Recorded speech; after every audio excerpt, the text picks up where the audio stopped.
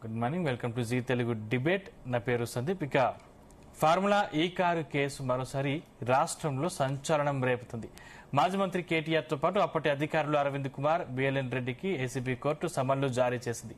అలాగే ఏసీబీ దాఖలు చేసిన ఛార్జ్ షీట్ ను హైకోర్టు పరిగణలోకి తీసుకుంది. జూలై 31న హాజరు కావాలని ఆదేశించింది. హెచ్ఎంబీఏ ఖాతా నుంచి 55 కోట్ల రూపాయలని ఎఫ్ఈఓ సంస్థకు బదిలీ చేసినట్లు ఏసీబీ గుర్తించింది. అయితే సడన్ గా ఈ కేసు తెరపైకి తీసుకురావడంపై బీఆర్ఎస్ వర్గాలు తీవ్రంగా మండిపడుతున్నాయి. బండి సంజయ్ కుమారుడి ఇష్యూని డైవర్ట్ చేసేందుకే ప్రభుత్వం ఈ కుట్రకు తెరలేపిందని ఆరోపిస్తున్నాయి. కాంగ్రెస్ కు డైవర్షన్ పాలిటిక్స్ కామన్ అని విమర్శిస్తున్నాయి. దీనికి సంబంధించి ఇవాళ డిబేట్ లో చర్చిద్దాం. ఆ డిబేట్ లో మనతో పాటు పాల్గొంటున్నారు ముందుగా వెంకట్ నాయక్ గారు కాంగ్రెస్ నుంచి. వెంకట్ నాయక్ గారు గుడ్ మార్నింగ్. ముందుగా మీ దగ్గర నుంచి స్టార్ట్ చేద్దాం. అదేవిధంగా లక్ష్మీ నరసింహారెడ్డి గారు బీఆర్ఎస్ నుంచి, అదేవిధంగా డాక్టర్ ప్రభాగౌడ్ గారు బీజేపీ నుంచి. సో రాష్ట్రంలో ఎక్కడ కాంగ్రెస్ ప్రభుత్వానికి విమర్శలు వచ్చినా కూడా అక్కడ డైవర్షన్ పాలిటిక్స్ చేస్తానని గతంలో నుంచి కాంగ్రెస్ పార్టీకి పేరు వచ్చింది. ఇప్పుడు కూడా బండి భగీరథను కాపాడే ప్రయత్నం భాగంగా ఏసీబీకి సంబంధించి కేటీఆర్ మీద మళ్లీ ఉసుగొలుపుతున్నారు కాంగ్రెస్ ప్రభుత్వం అని చాలా విమర్శలు మీ పార్టీ మీద ఉన్న పరిస్థితి ఏంటి? అసలు దీంట్లో ఏం జరుగుతుంది? అసలు కేటీఆర్ నిజంగానే అరెస్ట్ చేసే అవకాశాలు ఉన్నాయా, లేకపోతే గతంలో ఎంక్వైరీకి పిలిచి మళ్ళీ వదిలేస్తారు, ఇప్పుడు కూడా ఎంక్వైరీకి పిలిచి వదిలేస్తారు? గతంలో చాలాసార్లు కేటీఆర్ చెప్పిన పరిస్థితి ఇది లొట్టపీస్ కేసు, దీంట్లో ఏం లేదు, ఎప్పుడు కూడా అపకతలకు జరిపోయింది కేటీఆర్ చాలా సందర్భాల్లో ప్రశ్నించే పరిస్థితి. సో ఇప్పుడు ఏం జరగబోతుంది అంటారు? సందీప్ గారు నమస్కారం. అంటే రాష్ట్రంలోనైనా దేశంలోనైనా అంటే రెండు పనులు ఒకేసారి జరగొద్దని ఏమన్నా ఇదేం లేదు కదా, ఒకదాని తర్వాత ఒకటి జరగాలని కూడా ఏం లేదు కదా. సో ఇవన్నీ అనివార్యంగా జరిగే ప్రక్రియలు. ఇప్పుడు 6 గ్యారంటీలు అమలు చేయలేకపోతున్నప్పుడు అప్పుడు డైవర్షన్ పాలిటిక్స్ చేస్తారు. డైవర్షన్ పాలిటిక్స్ అది కాంగ్రెస్ పార్టీకి సంబంధించిన వ్యవహారమే కాదు, అది కాంగ్రెస్ పార్టీ డిస్కనరీలో లేదు. నేనేమంటున్నా అంటే, ఒకటి అసలు ఫార్ములా ఈవెన్ రేస్ విషయానికి వచ్చినప్పుడు ఎందుకు బీఆర్ఎస్ పార్టీ దాన్ని లొట్టపీస్ కేసుగా మార్చిందని అన్నప్పుడు, ప్రజల సొమ్ముని, ప్రజలకు రావాల్సిన సొమ్ముని ఒక లొట్టపీస్ అంశంగా దీన్ని మార్చే ప్రయత్నం మీరు చేశారు కదా. కాబట్టి దాన్ని మీరు 100% దాని మూల్యం మీరు తెలుసుకోవాల్సిన అవసరం ఉంది. ఒకసారి ఫార్ములా ఈవెన్ ఆ కేసు వ్యవహారంలోనే మనం ఉందాం, మళ్ళీ ఇటువైపు రావద్దు. దీన్ని ఇంకో సెషన్లో మీరు పెట్టండి, దాని గురించి తప్పకుండా మనం మాట్లాడదాం. సార్ నేను ఏమంటున్నా అంటే, ఈ రాష్ట్రంలో ఒక రాష్ట్ర ప్రభుత్వం బాధ్యతాయుతంగా నడవాలి, జవాబుదారిగా నడవాలి.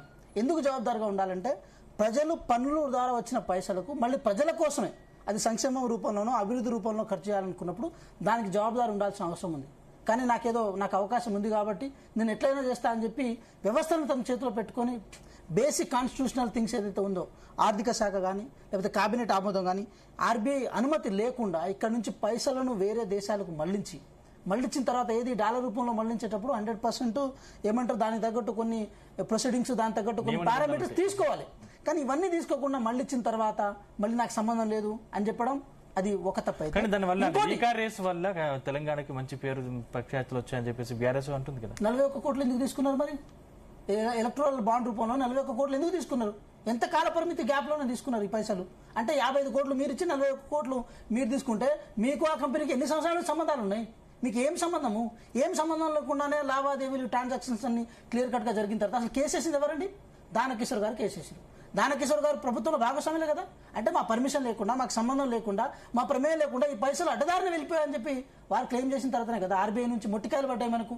ఇన్ని జరిగిన తర్వాత కూడా మళ్ళీ దీంట్లో లొట్టపీస్ కేసు, అసలు ఏం సంబంధం లేదని మాట్లాడడం ఏదైతే ఉందో ఇది ఆ కేటీఆర్ గారికే తెలియాలి, వారి తెలివికే అది వదిలేస్తున్నాం. కానీ నేను చెప్తున్నా సందీప్ గారు, ఈ ఫార్ములా కేసు మాత్రమే కాదు, ఈ రాష్ట్రంలో చాలా వ్యవహారాలు ఇదే ఉదాహరణగా తీసుకుంటే ఎన్ని జరుగుంటాయి, ఎన్ని వ్యవహారాలు ఇలా ఈ రాష్ట్రం యొక్క ఆర్థిక వ్యవహారాన్ని ఎంత పక్కదారి పట్టించున్నారు, ఎంత ఆర్థిక వ్యవహారాన్ని ఎంత రాంగ్ వేలో పోనిచ్చున్నారని చెప్పి ఈ వ్యవహారంతో తేలిపోతుంది. కాబట్టి ఇది ఏదో కాంగ్రెస్ పార్టీకి సంబంధించిన వ్యవహారం కాదు. ఎస్, దానకిషోర్ గారు దీన్ని పిటిషన్ వేశారు, వారు విచారణ చేపడుతున్నారు. ఆర్బీఐ నుంచి మనకు మొట్టికాయలు వచ్చినాయి. ఆర్బీఐ దగ్గర నుంచి ఎందుకు మొట్టికాయలు వచ్చినాయంటే మనకు పెనాల్టీ పడ్డది, దాదాపు 8 కోట్ల వరకు మనకు పెనాల్టీ పడ్డది. ఆ పెనాల్టీ నుంచి మనం రెస్పాండ్ కావాలంటే 100% రాష్ట్ర ప్రభుత్వం దీంట్లో ఇన్వాల్వ్ అవుతుంది. కాబట్టి సందీప్ గారు మీరు అర్థం చేసుకోండి, ప్రధానంగా ఈ కార్ ఫార్ములా రేస్కి, దాంట్లో జరిగిన అవినీతికి, దాంట్లో జరిగిన వ్యవహారాలకి మీరు దీనికి అంటే హైదరాబాద్ని అభివృద్ధి చేయడం కోసం మాత్రమే మేము ఈ కార్ రేస్ని పెట్టామని చెప్పి చెప్పుకునే ప్రయత్నంలో భాగంగా 55 కోట్లు అటు పంపించి 40 కోట్లు ఎందుకు తీసుకోవాలని చెప్పి తెలంగాణ ప్రజలు అడుగుతారు, సామాన్యులు అడుగుతారు, మాలాంటి కార్యకర్తలు అడుగుతారు. ఈ తెలంగాణ ప్రజల సొమ్ము కదా, ఎందుకు అడగం? మేము అడగాల్సిన బరాబర్ అడుగుతాం, ఆ బాధ్యత మాకుంటుంది. కానీ సందీప్ గారు మేము ఏమంటున్నాం అంటే, బండి సంజయ్ గారి కేసు వ్యవహారాన్ని, ఈ వ్యవహారాన్ని కనుక చూసే ప్రయత్నం చేస్తే వాళ్ళు గతంలో చేసిన అవినీతిని అట్లే మనం ఎంకరేజ్ చేసినట్టు ఉంటుంది. ఎట్టి పరిస్థితుల్లో ఈ రాష్ట్ర ప్రభుత్వం ఎంకరేజ్ చేయదు. బండి భగీరథ్ గారి విషయంలో లా అండ్ ఆర్డర్ ప్రాపర్ వేలో నడుస్తుంది. గౌరవ ముఖ్యమంత్రి గారు ఆదేశాల మేరకు 100% ఏది అది జరుగుతూనే ఉంటుంది. అదేవిధంగా ఏసీబీ టేకప్ చేసిన వ్యవహారం ఏదైతే ఉందో జూన్ 31 తారీఖు నాడు తప్పకుండా కేటీఆర్ గారు కానీ అంటే A1 రూపంలో ఉన్న A2 రూపంలో ఉన్న వాళ్ళు కానీ A3 రూపంలో ఉన్న వాళ్ళు కానీ అందరూ వచ్చి ఈరోజు ఆ రోజు కోర్టు ముందు హాజరవ్వాల్సిన అవసరం ఉంది. అది కూడా వాళ్ళకి న్యాయ వ్యవస్థ మీద కనుక వాళ్ళ గౌరవం బాధ్యత కనుక ఉంటే మాత్రం అది చేయాలి. లేదంటే లొట్టపీస్ కేసు ఇట్లాంటి చెప్పుకుంటూ కనుక ప్రయత్నం చేస్తే మాత్రం లొట్టపీస్ కేసు పేరుతో తెలంగాణ రాష్ట్ర ఖజానా ఇట్లనే దోచుకోవచ్చు అని చెప్పి ఒక ఇండికేషన్ ఇచ్చినట్టు అవుతుంది. కాబట్టి ఇలాంటి ప్రక్రియలు కేటీఆర్ గారు చేయొద్దు, ఇలాంటి పనులు కేటీఆర్ గారు చేయొద్దు. బీఆర్ఎస్ పార్టీ నాయకులు కూడా ఒకటి గమనించాలి. ఆయన పంపించిందేమో ఆయన ఇంట్లో సొమ్ము కాదు, లేకపోతే ఆ ఫామ్ హౌస్లో పండించిన పంట ఉంది కదా ఆ పంట నుంచి వచ్చిన సొమ్ము కాదు, వాళ్ళకు కోట్లలో వస్తుంటుంది కదా అది సొమ్ము, ఆ సొమ్ము కాదు. లేకపోతే ఆయనకు ఎక్కడో నుంచి వచ్చిన పైసలు కావేవి. అది రాష్ట్ర ప్రభుత్వ ఖజానాలో ఉన్న పైసల్ని రాష్ట్ర ప్రభుత్వ అనుమతి లేకుండా ఇండివిజువల్గా తను వ్యక్తిగతంగా పంపించిన పైసలు. అది వ్యక్తిగత నిర్ణయాలు తీసుకోవడానికి లేదండి. మేమేమంటున్నాం సందీప్ గారు ఒక మాట చెప్తున్నాను నేను. కేటీఆర్ గారి మీద కనుక చర్యలే తీసుకోవాలి, వ్యక్తిగత కక్ష సాధింపు చేయాలి, రాజకీయ కక్ష సాధింపు చేయాలని కనుక మేము అనుకుంటే మాత్రం గవర్నర్ గారి అనుమతి కోసం వెయిట్ చేయాల్సిన అవసరం మాకు ఉండేదే కాదు. ఎట్లయినా మేము వెళ్ళేటోళ్ళం. కానీ రాజ్యాంగం మీద కానీ రాజ్యాంగబద్ధ సంస్థల మీద కానీ ప్రభుత్వ రంగ సంస్థల మీద కానీ మాకు గౌరవం ఉంది. కాబట్టి ఆ గౌరవంతోనూ ఆ మర్యాదతోనూ ఈ రోజు వారికి కానీ విచారణ పేరుతో కాలయాపన చేస్తున్నారు తప్పించి ఇంతవరకు అరెస్ట్ చేయలేదు. నిజంగా దీనిలో అవినీతి జరిగితే ఖచ్చితంగా అరెస్ట్ చేయొచ్చు కదా. అది వ్యక్తిగత అంశం కాదండి. వ్యక్తిగతంగా మనం తీసుకునే నిర్ణయం కాదు. చట్టాలు కోర్టులు ఉంటాయి. ఎస్, మనం వారిని ఏదైనా ప్రాసిక్యూట్ చేద్దాం అనుకున్నప్పుడు వారు కూడా కోర్టును అప్రోచ్ అయ్యే ఛాన్సెస్ ప్రొవిజన్స్ అదే కాన్స్టిట్యూషన్ లో ఉన్నాయి కదండి. సో ఆ బేస్ మీద అవుతుంది.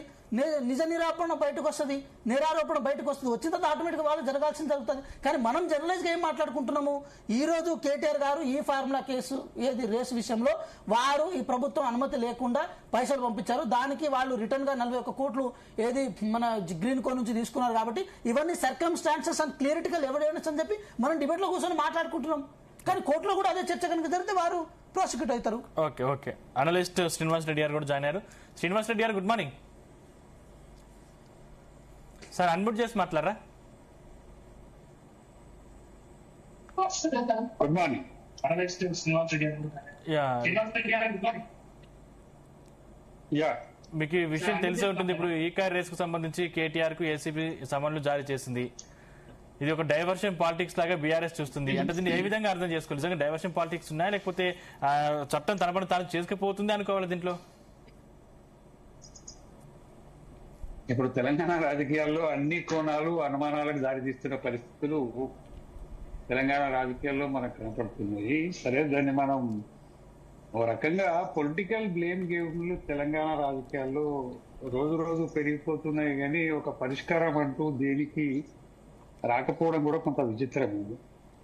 అంటే ఈ రేవంత్ రెడ్డి ప్రభుత్వం ఏర్పడి 2.5 సంవత్సరాలు కావస్తున్న ఈ సందర్భంలో చూస్తే ఎక్కువ వరకు ఆరోపణలు, ప్రత్యారోపణలు, బ్లేమ్ గేమ్లు ఇవి ఎక్కువ నడుస్తున్నాయి.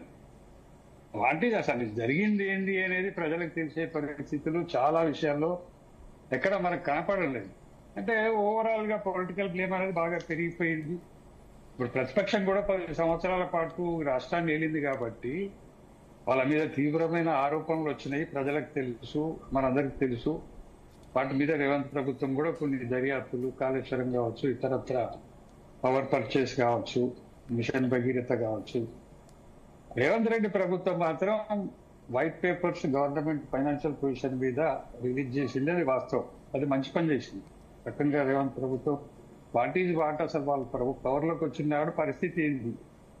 రెండవది అవినీతికి సంబంధించి దర్యాప్తులు చేస్తాం. ఒక రకంగా చెప్పాలంటే 2023 అసెంబ్లీ ఎలక్షన్లోనే రాహుల్ గాంధీ కూడా చెప్పింది, తెలంగాణలో జరిగిన అవినీతిని దర్యాప్తుల ద్వారా చేసి రికవరీ చేసి అవే డబ్బులను సంక్షేమ పథకాలకు వేస్తామని చెప్పిన పరిస్థితి కూడా మనం విన్నాం. It is logical. పొలిటికల్ గా ఎవరైనా అనొచ్చు, it is possible, not possible అనేది మనకు తెలుసు. అయినా కానీ ఒక పొలిటికల్ మైలేజ్ లో ఎవరైనా మాట్లాడతారు. కాంగ్రెస్ అనే కాదు, రాహుల్ గాంధీ అనే కాదు, ఎవరైనా మాట్లాడతారు. పట్టించుకోవాల్సిన అవసరం లేకపోవచ్చు. కానీ రేవంత్ రెడ్డి ప్రభుత్వం మాత్రం అంతే కమిట్మెంట్ తోటి, అంతే సీరియస్ గా అన్ని విషయాల్లో దర్యాప్తులు జరిపి ఏదో ఒక పరిష్కారం లేకపోతే ఏం జరిగిందనేది పబ్లిక్ నోటీస్ లోకి తీసుకొచ్చింది. ఇంతవరకు అసలు నిజానికి ఏం లేదు. సరే, అవన్నీ దర్యాప్తులు జరిగినా కూడా ఒక ఫైనల్ కేసులు కానీ లేకపోతే ఇతరత్ర కానీ, కాకపోతే మేడిగడ్డ బ్యారేజ్ మీద మాత్రం ఒక రిపోర్టు సిబిఐకి అప్పచెప్పింది. కానీ సార్ ఇక్కడ కాంగ్రెస్ ప్రభుత్వం అంతవరకు అధికారంలోకి రాగానే ఖచ్చితంగా కేసీఆర్ ని కావచ్చు, హరీష్ రావు కావచ్చు, కేటీఆర్ గాని అరెస్ట్ చేస్తారని చాలా ఆరోపణలు అప్పుడు చాలా విమర్శ వచ్చిన పరిస్థితి. ఇప్పుడు 2.5 ఏళ్ల పాలన పూర్తి చేస్తుంది కాంగ్రెస్ ప్రభుత్వం, ఇంకా ఎవరి మీద చర్యలు తీసుకోకపోవడంతో కేవలం కాలయాపన మాత్రమే చేస్తుంది కాంగ్రెస్ పార్టీ అని ఇప్పుడు విమర్శలు మూటగట్టుకునే పరిస్థితి కనిపిస్తోంది. అంటే అదే దాంట్లో ప్రజలు అనుకునే అవకాశం ఉంది, కానీ దాన్నే మనం కరెక్ట్ అనుకోవాల్సిన అవసరం కూడా లేకపోవచ్చు. ఎందుకంటే ప్రభుత్వం అన్నప్పుడు కొన్ని దర్యాప్తులు లేట్ కావచ్చు, మేము ముందుగానే కావచ్చు, కొన్ని అయినాయి. మరి నిజంగానే రేవంత్ ప్రభుత్వంలో కొన్ని దర్యాప్తులు కంప్లీట్ కూడా అయినాయి, కానీ యాక్షన్లు లేవు, కేసులు లేవు, ఏవీ లేవు. అసలు పార్టీ ఏం జరిగింది అనేది పబ్లిక్ నోటీసులోకి వచ్చింది లేదు. పవర్ పర్చేజ్ చూడండి, పవర్ మీద ఒక కమిషన్ వేసిండ్రు, దాని రిపోర్ట్ కూడా వచ్చింది. 1 year దాటిపోయింది, ఇంతవరకు పబ్లిక్ డొమైన్ లో పెట్టింది లేదు, యాక్షన్ లేవు, కేసులు లేవు. అసలు ఏమీ అలా అవినీతి జరగలేదని ప్రభుత్వం చెప్పగలగా, ఏదో ఒకటి జరగాలి, కానీ ఏది జరుగుతున్న పరిస్థితి అయితే లేదు. అందుకనే ఇదంతా తెలంగాణలో ఏది జరిగినా ప్రభుత్వం తరఫున కానీ ప్రతిపక్షాల తరఫున కానీ, ప్రతిపక్షాన్ని కూడా వదిలేయాల్సిన అవసరం లేదు, ప్రతిపక్షాలు కూడా ఇంతసేపు పొలిటికల్ బ్లేమ్ గేమ్ లో రన్ అవుతున్నాయి అన్ని విషయాలు తప్ప ఒక కన్క్లూజన్ కి వచ్చి ప్రజలకు కొన్ని విషయాలు తెలిసే పరిస్థితులు అయితే తెలంగాణలో లేవండి. ఇప్పుడు ఈకార్ఎస్ కి సంబంధించి July 31st కేటీఆర్ గారికి రమ్మని ఏసీబీ కోర్టు ఆర్డర్ ఇచ్చినట్టుగా, నోటీసులు ఇచ్చినట్టుగా, మిగతా వాళ్ళకి ఇచ్చినట్టుగా మనకు వార్తలు లేవు. ఇప్పుడు ఏ కాంటెస్ట్ లో చూస్తారంటే ప్రజలంతా ఒక దిక్కు పోక్సో కేసు నడుస్తున్నది కాబట్టి వీళ్ళకి వచ్చినాయా అంటే లేని అనుమానాలు, లేని విషయాలు ప్రజల్లో కొన్ని అనుమానాలు రేకెత్తిస్తుంటారు. అది ఏందో ఏమో, కానీ అది చట్టం తన పని తాను ఖచ్చితంగా చేసుకుంటూ పోతుంది, చేయదని మనం చెప్పాల్సిన అవసరం లేదు. కానీ పబ్లిక్ అంటే ప్రభుత్వం యొక్క స్పీడప్నెస్, ప్రభుత్వం యొక్క ఆ కేసుల విషయంలో, దర్యాప్తు విషయాలలో స్పీడప్, ఒక కన్క్లూషన్ కావాలనే ఒక పట్టుదల కనపడితే ఇవన్నీ బ్లేమ్ గేమ్లు రావు. నిజంగానే ప్రతిపక్షం కూడా ఏం చేస్తుంది, ఎంతసేపు ఏదో ఒక ఆరోపణ వచ్చినప్పుడు పోక్సో కేసుకు సంబంధించి వాస్తవంగా అది మాట్లాడుకోవాల్సిన అవసరం లేదు, కానీ కొన్ని ఉదాహరణలు చెప్పాల్సిన పరిస్థితి వస్తుంది. పోక్సో కేసులో వాట్ ఏందనేది ఇప్పటికీ ఎవరికి తెలియదండి. అటు బండి సంజయ్ తరఫున కానీ, మిగతా ప్రతిపక్షాల తరఫున కానీ బ్లేమ్ గేమ్లే ఎక్కువ నడుస్తున్నాయి, కానీ అసలు జరిగింది ఏందనేది ఇప్పటికీ బయట ప్రపంచానికి ఏమీ కరెక్ట్ గా తెలియదు.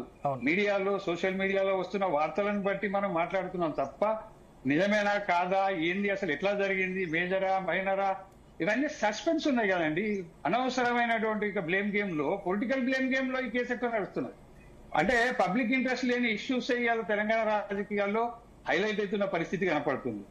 ఎవరినో మనం నిందించడానికి కాదు, తప్పులు నిజంగానే చెప్పాలంటే సంజయ్ కుమారుడి తరఫున, అమ్మాయి తరఫున, అమ్మాయి పేరెంట్స్ తరఫున, ఈ అబ్బాయి పేరెంట్స్ తరఫున వాళ్ళ తప్పులు మనకు కనపడుతున్నాయి, కానీ నిజమేందనేది ఎవరికి తెలియదు కదా. రెండు వైపులు తప్పులు కనపడుతున్నాయి, కానీ బ్లేమ్ గేములు మాత్రం బ్రహ్మాండంగా నడుస్తున్నాయి.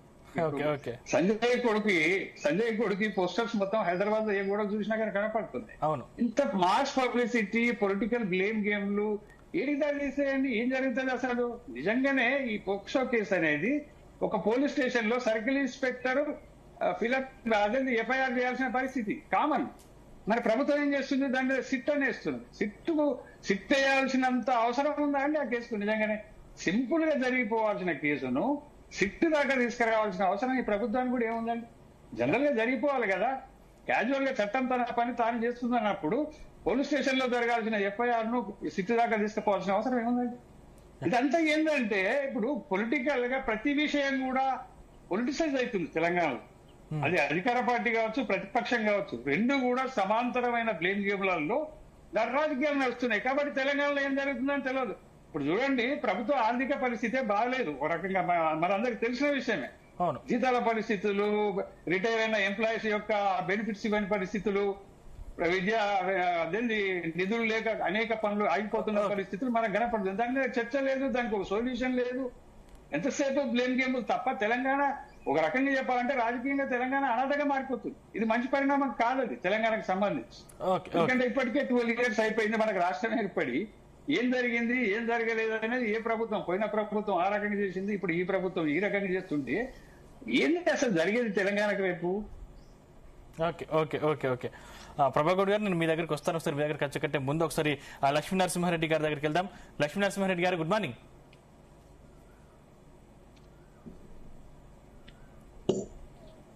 మీ వాయిస్ రావట్లేదు లక్ష్మీ నరసింహారెడ్డి గారు. Good morning sir. Good morning sir. Yeah, so ఏం చెప్తారు? మొత్తం మీద హెచ్ఎండిఏ నుంచి 55 కోట్లను బదిలీ చేసినట్లు ఇప్పటికే ఏసీబీ గుర్తించింది, సమన్లు జారీ చేసింది. జూలై 13న విచారణకు హాజరు కావాలంటూ కూడా ఆదేశాలు జారీ చేసిన పరిస్థితి. సో దీన్ని ఎట్లా చూస్తారు మీరు? ముందుగా నా వాయిస్ క్లియర్ గా ఉందండి? క్లియర్ ఉంది. ముందుగా ప్యానెల్లో పాల్గొంటున్నటువంటి మిత్రులు వెంకట్ గారికి, శ్రీనివాస్ రెడ్డి గారికి, అదేవిధంగా ప్రభా గారికి, మీకు జీ తెలుగు వీక్షకులకు నమస్కారాలు తెలియజేస్తా ఉన్నాను. ఇలా వెంకట్ గారు మాట్లాడుతూ ఉంటే పరిస్థితి ఎట్లా ఉందంటే, ప్రభుత్వం ముందు నిజం మాట్లాడేటువంటి పరిస్థితి లేకుండా పోయింది.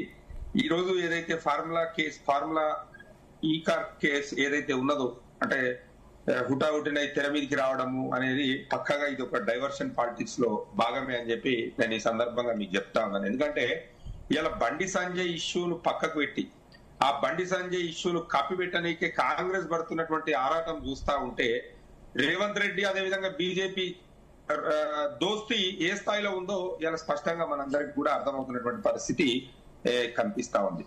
ఇలా ఏదైతే ఈవెంట్ అంతర్జాతీయ స్థాయిలో మరి మన హైదరాబాద్ యొక్క ఖ్యాతిని మరి పెంచాలనేటువంటి ఉద్దేశంతో ఏదైతే ఈవెంట్ చేపట్టారో ఈ కార్ రేసింగ్ అనేది, అయితే దాదాపుగా కేసుకి ఆ యొక్క ఈవెంట్ కి హైదరాబాద్ అదేవిధంగా వివిధ ప్రాంతాల నుండి ఒక 31,000 మంది పైచీలకు డైరెక్ట్ గా అటెండ్ కావడం జరిగింది ఆ యొక్క ఈవెంట్ ను చూడడానికి. అంటే దాంట్లో మోర్ దెన్ 60% బయట వాళ్ళే, హైదరాబాద్ కు సంబంధం లేని వాళ్ళు బయట వాళ్ళే ఇక్కడికి రావడం జరిగింది. ముఖ్యంగా వీళ్ళు పదే ఆ ఈవెంట్ ను ఏదో తప్పు జరిగింది, ఆ ఈవెంట్ లో ఏదో మోసం చేసిరు, దానివల్ల మన తెలంగాణకు మొత్తం నష్టం జరిగింది, కేవలం బీఆర్ఎస్ పార్టీ లాభపడ్డదని చెప్పి ఏదైతే అబద్ధ ప్రచారం చేస్తారో కొన్ని వివరాలు తెలుసుకోవాలి వీళ్ళు కూడా, వెంకట్ గారు కూడా. ఎందుకంటే ఇక్కడ డబ్బులు 55 కోట్లు మేము చెల్లించలేదు అని చెప్పి మన కేటీఆర్ గారు కానివ్వండి, అదే విధంగా ఆ సంబంధించిన అధికారులు ఎక్కడ కూడా చెప్పలేదు. 55 కోట్లు చెల్లించడం అని మేమే ఒప్పుకుంటున్నాం కదా. ఆ 55 కోట్లు ఎవరికి చెల్లించడం అనేది వివరాలు స్పష్టంగా ఉన్నవి. ఇవాళ ఏవైతే కంపెనీలు ఉన్నాయో, బ్రిటన్ కు సంబంధించినటువంటి ఎఫ్ఈఓ కానివ్వండి, అదే విధంగా green sisters company, S next gen company, అదే విధంగా మినిస్ట్రీ ఆఫ్ అర్బన్ డెవలప్మెంట్ మూడిటి మధ్య త్రైపాక్షిక ఒప్పందం జరిగింది ఈ కార్ రేసింగ్ గురించి. ఆ రెండు కంపెనీలు, బ్రిటన్ కంపెనీ అదే విధంగా ఎస్ నెక్స్ట్ జెన్ అనే కంపెనీ, వాళ్ళిద్దరి మధ్యలో కొంత తగాదాలు రావడం వల్ల ఆ కంపెనీ మేము విరమించుకుంటున్నామంటే మన అంతర్జాతీయ స్థాయిలో హైదరాబాద్ యొక్క ఖ్యాతి దెబ్బతింటది, మనం ఇబ్బంది పడతాం అని చెప్పి బ్రాండ్ ప్రమోషన్, అంటే నగర అభివృద్ధి కోసము బ్రాండ్ ప్రమోషన్ లో భాగంగా 55 కోట్లు చెల్లించడం జరిగింది. దానికి ఇప్పుడు ఎలక్ట్రల్ బాండ్లు వచ్చినాయి, దానికి ఈ కార్ రేసింగ్ కు క్విడ్ ప్రోకో వచ్చింది, మీకు మొత్తం లాభం చేకూరింది అని చెప్పి లేనివి అన్ని బట్టగాల్చి మీదేసేది, ఇది ఎంతవరకు కరెక్ట్? ఇది వాళ్ళకు అంటే ఫ్రమ్ ద బిగినింగ్ నుంచి కూడా కాంగ్రెస్ పార్టీకి బాగా అలవాటు అయిపోయింది. ఇలా రాష్ట్రంలో జరుగుతున్నటువంటి పరిస్థితి చూస్తే, రాష్ట్రంలో ఉన్నటువంటి పరిస్థితిని చూస్తా ఉంటే ప్రజలు ఎక్కడికక్కడ ఎండగడుతున్నారు, వీళ్ళని డైవర్ట్ చేయాలనేటువంటి ఉద్దేశంతో కొత్త రకమైనటువంటి ఆలోచనలతోటి, కొత్త రకమైనటువంటి డ్రామాలతోటి వీళ్ళు ముందుకు వస్తున్నారు తప్ప ఏం లేదు. నేనేమంటున్నానంటే ఈ కార్ రేసింగ్ వల్ల మన హైదరాబాద్ కు అంతర్జాతీయ గుర్తింపు రావడమే కాకుండా పర్యాటక రంగం ద్వారా కూడా ఆదాయం అనేది చాలా రకంగా పెరిగింది. ఎందుకంటే ఒక్క నిమిషం సార్, ఎందుకు చెప్తున్నానంటే ఇవాళ నీల్సన్ స్పోర్ట్స్ అనాలిసిస్ అని ఒక అంతర్జాతీయ నివేదిక సంస్థ స్పష్టంగా మనకు ఒక రిపోర్ట్ ఇచ్చింది. హైదరాబాద్ లో జరిగినటువంటి ఏదైతే ఈ కార్ రేసింగ్ ఉన్నదో దీని వల్ల హైదరాబాద్ అంటే తెలంగాణ రాష్ట్రానికి దాదాపుగా 700 కోట్ల రూపాయల ఆదాయం సమకూరిందని చెప్పి వాళ్ళు ఒక రిపోర్ట్ ఇచ్చారు. అది ఆ రిపోర్ట్ అంతర్జాతీయ సంస్థ ఇచ్చినటువంటి రిపోర్టు. అది ఏ రకంగా వచ్చింది అంటే స్పాన్సర్షిప్స్ కానివ్వండి, లేకుంటే ఇక్కడ జరిగినటువంటి హోటల్స్ అకామిడేషన్స్ కానివ్వండి, ఫుడ్ కు సంబంధించిన విషయాలలో కానివ్వండి, మొత్తం అన్నింటినీ కలిపి దాదాపు ఒక 700 కోట్ల రూపాయల ఆదాయం వచ్చిందని చెప్పి ఏదైతే నీల్సన్ స్పోర్ట్స్ అనాలిసిస్ అనేది ఒక అంతర్జాతీయ సంస్థ మనకు ఇచ్చింది. అదే విధంగా దాదాపుగా ఒక 185 దేశాలలో ఈ కార్ రేసింగ్ అనేది ప్రత్యక్ష ప్రసారం జరిగిందండి. అది మన హైదరాబాద్ ఇమేజ్ అనేది 185 కంట్రీస్ లో దాన్ని బ్రాడ్కాస్ట్ చేయడం జరిగింది. దాని ద్వారా దాదాపు ఒక 30 కోట్ల రూపాయల ఆదాయం వచ్చింది. దాని ఎర్నడ్ మీడియా వాల్యూ ఉచిత ప్రసారం వల్ల ఒక 30 కోట్ల రూపాయల ఆదాయం వచ్చింది. ఇవన్నీ ఎందుకు చెప్పారండి? ఇవాళ ఎంతసేపు ఉన్నా 55 కోట్లు ఏదో తప్పు జరిగింది, 55 కోట్లు ఏదో అన్యాయం జరిగింది, ఇక్కడ 55 కోట్లు ఎత్తుకొని పోయినారు అని చెప్పి వీళ్ళు అబద్ధ ప్రచారం చేయడమే తప్ప ఏమైనా ఉందా? ఇలా కట్టింది ఇలా ఓకే. నరసింహారెడ్డి. ఒక్క నిమిషం సార్, హోస్ట్ సిటీ ఫీజు అనేది మున్సిపల్ శాఖ కట్టడం జరిగింది. నేను ఒక విషయం వెంకట్ గారిని నేను ఒకటి అడుగుతాను. 2019, 2024 బీజేపీ పార్టీకి 6,060 కోట్లు ఎలక్టోరల్ బాండ్లు వచ్చినాయండి. తృణమూల్ కాంగ్రెస్ కు 1,609 కోట్లు వచ్చినాయి. కాంగ్రెస్ పార్టీకి 1,421 కోట్లు ఎలక్టోరల్ బాండ్లు వచ్చినాయి. అంటే ఇవన్నీ ఎడికెళ్ళి వచ్చినాయండి? ఇవన్నీ కూడా మీకు క్విడ్ ప్రోకో తోటే ఇచ్చిరా? ఈ ఎలక్టోరల్ బాండ్ సిస్టమ్ అనేది అంటే బ్యాన్ చేసిన తర్వాత 2024-25లో ఈ తెలంగాణలో కాంగ్రెస్ పార్టీకి దాదాపు 500 కోట్ల రూపాయలు ఎలక్టోరల్ ట్రస్ట్ ద్వారా రావడం జరిగింది. అంటే ఇవన్నీ కూడా మీకు క్విడ్ ప్రోకో ద్వారానే వచ్చినాయా? ఇవన్నీ నేను ఏమంటున్నానంటే, వీళ్ళు అద్దాల మేడలో నిలబడి పక్కోళ్ళ మీద రాళ్ళేసడం అనేది కాంగ్రెస్ పార్టీకి అలవాటు. ఇలా బండి సంజయ్ కొడుకులు పట్టుకోరు మీరు అని చెప్తే, ఇవాళ కార్ రేసింగ్ అని ఒక ఆయన వస్తాడు, ఇంకొక ఆయన అదేంటి టెలిఫోన్ ట్యాపింగ్ అని ఒక ఆయన మాట్లాడతాడు. ఈ సంబంధం లేనటువంటి ఇష్యూలను తెర మీదకి తెచ్చి డైవర్షన్ పాలిటిక్స్ ఎన్ని రోజులు చేస్తారండి మీరు? మీరు ఇచ్చినటువంటి ప్రయత్నం చేయండి. మీరు తెలంగాణలో రైతులను నట్టేట ముంచిరు, కరెంటు లేక ఏడుస్తున్నారు, రైతు బంధు లేక ఏడుస్తున్నారు. ఇలా పంటలు పండిస్తే ధాన్యం కొనలేక రైతులు మొత్తము పాపం కళ్ళల్లో రాత్రిపూట ఎవరైతే కొనేటోళ్ళు వస్తారేమని పడిగాపులు కాస్తున్నారు. అకాల వర్షానికి గుడ్లు కొట్టుకపోతుంటే వీళ్ళు ఆపండి లేక ఎంతసేపు ఉన్నా కానీ అవసరం లేనటువంటి ఇష్యూలను తెర మీదకి తీసుకొచ్చి ఇది ఇన్స్టాల్మెంట్ బేసిస్ లా, అంటే మన టీవీ సీరియల్ ఎపిసోడ్ల ప్రభుత్వాన్ని నడిపితే ఎట్లా? డైవర్షన్ పార్టీస్ బంద్ చేసుకోవాలి. మళ్ళీ మీతో మాట్లాడతాను. ఓకే ప్రభాకర్ గారు, గుడ్ మార్నింగ్ మేడం. మీ వాయిస్ స్టక్ అవుతుంది. వినిపిస్తుందా? ఇప్పుడు వినిపిస్తుంది. సో ఎట్లా చూస్తారు కేటీఆర్ కి నోటీసులు, అదేవిధంగా ఇప్పుడు కొత్తగా అంటే బండి సంజయ్ ఇష్యూని డైవర్ట్ చేసేందుకు ఈ నోటీసులని బీఆర్ఎస్ వాదిస్తోంది. సో దీన్ని ఎట్లా చూస్తారు? ముందుగా ప్యానెల్ లో ఉన్న వాళ్ళకి నమస్కారం. బీఆర్ఎస్ వాళ్ళు మాట్లాడే మాటలు ఎట్లా ఉన్నాయంటే వినడానికి చాలా హాస్యాస్పదంగా ఉన్నాయి. మనం వాళ్ళ 10 ఏళ్ల పాలన మనం చూస్తే అసోసియేషన్ ఫర్ డెమోక్రటిక్ రిపోర్ట్ అనేది మనకు ఒకటి ఉంది. సో ఆ 10 ఏళ్లలో మహిళల మీద అత్యధికంగా నేరాలు వాళ్ళు గవర్నమెంట్ లో ఉన్నప్పుడే ఎంత శాతం జరిగిందో మనకు తెలుసు. వీళ్ళు ఇప్పుడు మాట్లాడుతున్నారు, బండి సంజయ్ గారి అబ్బాయి కేసు గురించి ఇప్పుడు మాట్లాడుతున్నారు, కానీ వీళ్ళకి మాట్లాడే నైతిక హక్కు కూడా లేదు. సో మనం వాళ్ళ 10 ఏళ్లలో వాళ్ళు చేసిన పనులు మనం గమనిస్తే దిశ ఇష్యూ అనేది మనకు తెలిసిన విషయమే. అది ఎంత పెద్దగా జరిగిందో మరి దాని మీద వీళ్ళు ఏ విధంగా స్పందించారు కూడా అందరికీ తెలుసు. Jubilee Hills minor rape case, minor gang rape case ఉంది. అందులో ఎవరు ఇన్వాల్వ్ అయినారంటే క్లియర్ గా వాక్ బోర్డ్ చైర్మన్ కొడుకు, ఒక ఎమ్మెల్యే మనవడు. మరి వీళ్ళు చేసే పనులు ఏమైనా కరెక్ట్ గా చేశారా?